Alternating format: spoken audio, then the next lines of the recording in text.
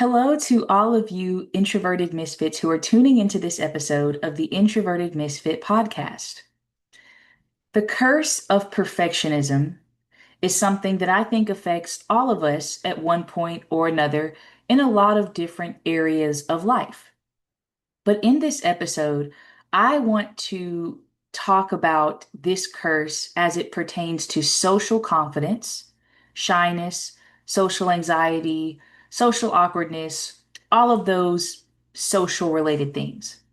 When your social life is being controlled by the curse of perfectionism, you're too afraid to live your life normally. You avoid putting yourself out there for dating and relationship making because you think you should have it all together first.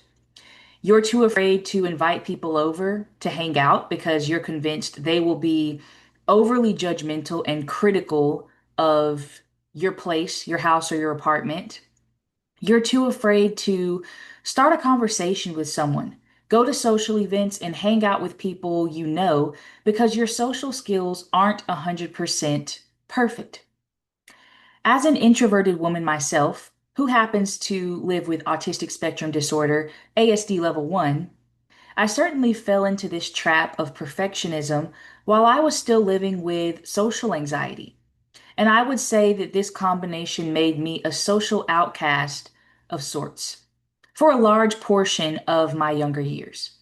A big part of being in that mental state was about being overly worried about making every social interaction perfect, and then consequently freaking out if I thought the interaction wasn't perfect or didn't go well enough or didn't go as well as I had hoped.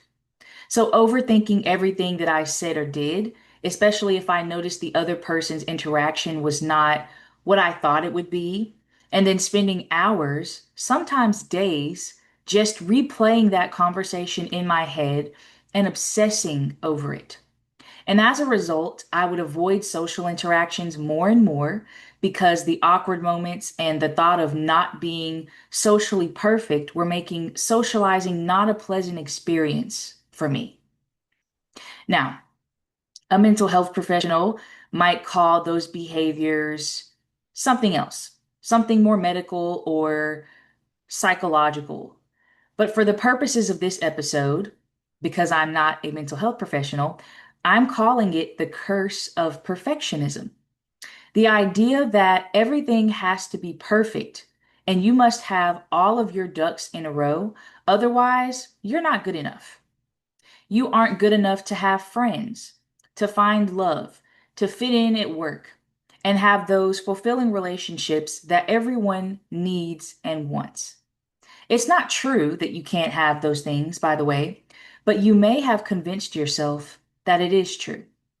Maybe you think it's true because of past experiences of rejection and embarrassment.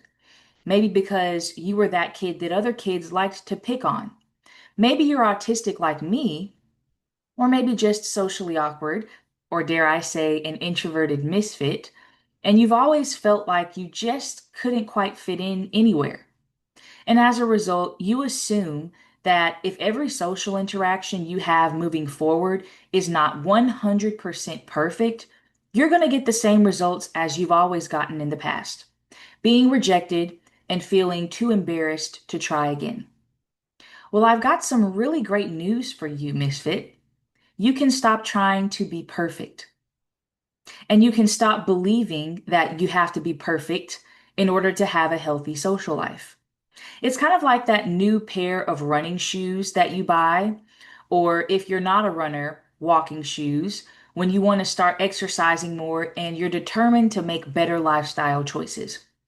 Or maybe they're not athletic shoes, maybe they're dress shoes, and you're waiting for the perfect opportunity or event to which you can wear them and look your best. You're waiting to find the perfect dress that matches the shoes, or you're waiting until you finally decide to train for that 10K or that marathon that you've always wanted to run one day. But weeks, months, maybe even years go by, and you realize that you've barely even worn the shoes. They've just been sitting on the shelf in the same box for all this time. And do you know what happens to shoes that haven't been worn for a while? They ruin, they crumble, and you end up wasting all of that money that you spent on the shoes, depending on how expensive they were and depending on how many shoes you have, all because you were waiting for that perfect time and it never came. The perfect time never came. That's what your social skills are doing while you're waiting for the perfect time to use them. While you're waiting for your conversational skills to be perfect so that you can have the confidence to actually put them to use. They're wasting away. Your social skills are wasting away. Your relational skills are wasting away. Your confidence and your self-worth are wasting away and getting lower and lower day by day. And most importantly, your motivation to build relationships and be social is wasting away. Here's the truth that is going to set you free from this curse of perfectionism as it relates to being a social outcast. People don't care about your insecurities and your imperfections as much as you think they do. In fact, I talked all about this just a few weeks ago in my episode titled, Nobody Cares as Much as You Think, and That's a Good Thing. As a social outcast, especially one who struggles with shyness and awkwardness, you've probably been rejected quite a few times in your life. And that rejection and those feelings of not being good enough have made you overly obsessed with what other people think of you, even if they aren't thinking about you at all. Everywhere you turn, you're anticipating rejection and judgment. It's like you're constantly waiting for the ball to drop. You're waiting for someone to point out that insecurity you have and laugh at it. You're waiting for someone to tell you they don't like you and they don't want to talk to you anymore. I know that has to be exhausting and emotionally draining for you to live that way. And I know because I've been there for nearly a decade. But the good news is you don't have to be a social outcast for the rest of your life. You can find your people. But the first thing you have to do is stop believing that you have to be perfect first. You're not going to be perfect, especially not at first. You're going to say some awkward things, ask the wrong question at the wrong time, say something that doesn't come off exactly how you wanted it to, but that's all part of the process.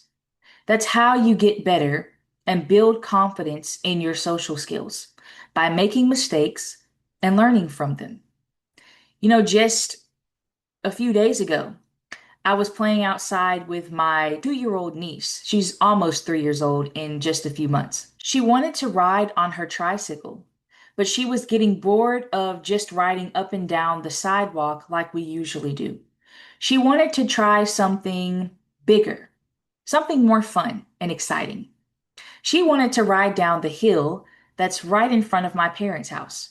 It's not a very steep hill, but it is a long downward slope. So I let her try it out with some help from me, of course.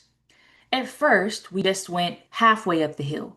And the first few times that she rode down the hill, she was just working on her steering and learning how to control the tricycle when it was going too fast and learning how to pedal when those moments where she had to go uphill were going.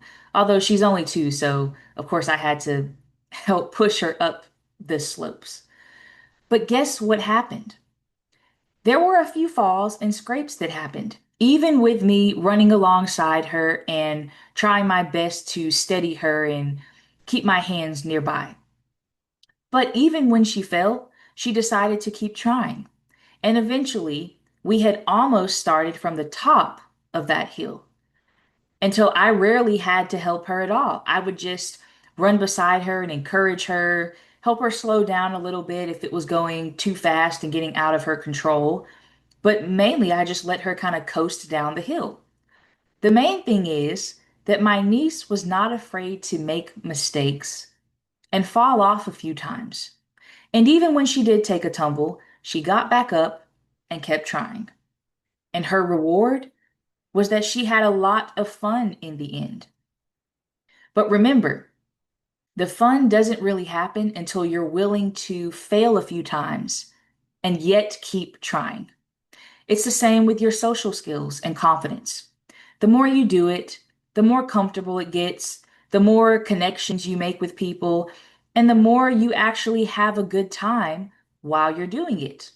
That is when you're in the mood to be around people, because of course we are still introverts after all.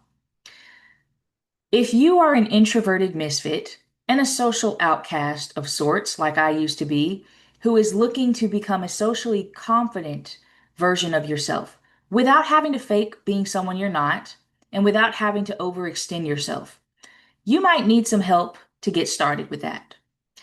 You're kind of like my niece right now. Not that you're a 2-year-old toddler, but you're trying something that's very new for you, and that may be a little bit scary right now. I help make that process of becoming socially confident a little less scary so that you can make some big changes in your life. If you'd like to talk with me some more about my services and how I can support you, you can book a free connection call with me using the link in the description. Or if you want to read more about my services and offerings, go to theintrovertedmisfit.com/coaching, and you can read all about my program, Communicate with Quiet Confidence, and then you can book your connection call with me from there. That's all for today's episode.